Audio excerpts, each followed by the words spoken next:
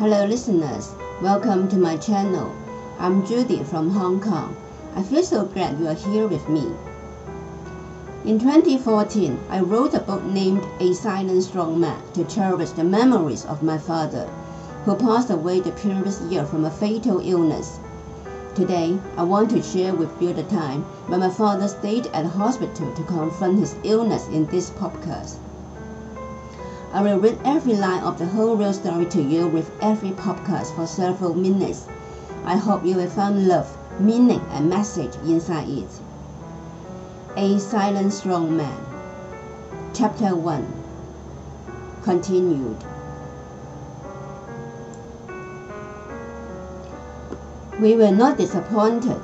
Father came out of the operation room within the set time. At that very moment, upon hearing the news informed by the nurse, we almost cried out.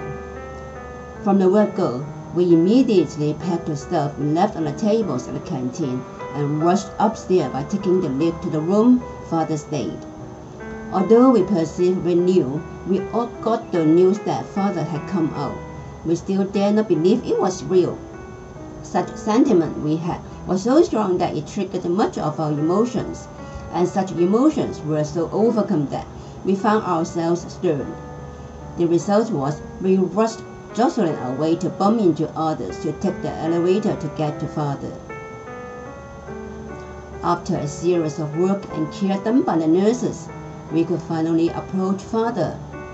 The first sight we got of him was nothing but convulsing, despite us thinking we were fully prepared to see what he was supposed to be.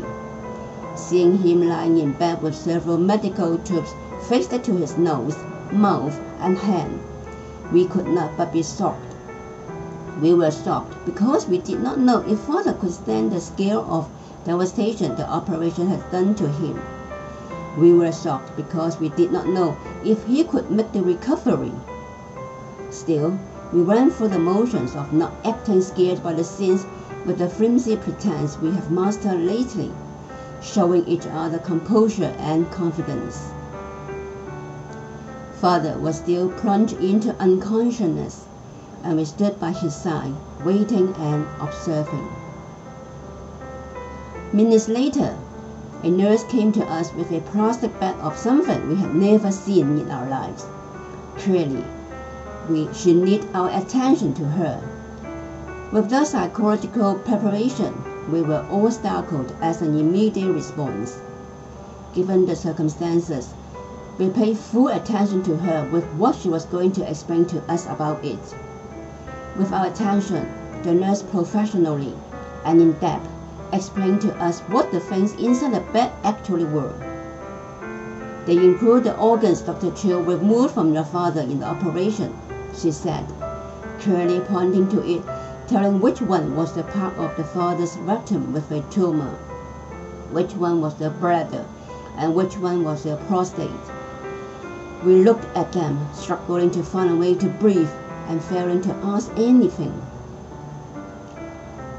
The nurse then asked us if we had any questions to consult with the doctor, and if there was any family member who would come later and might want to have a look at it.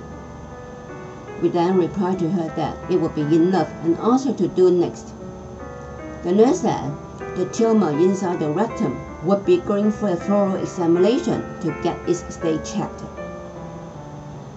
Chiefly, we could not but doubt if Father could live with so many vital organs Dr. Chiu had removed from him. At that moment, we were with the nurse. All we wanted to ask her was this question.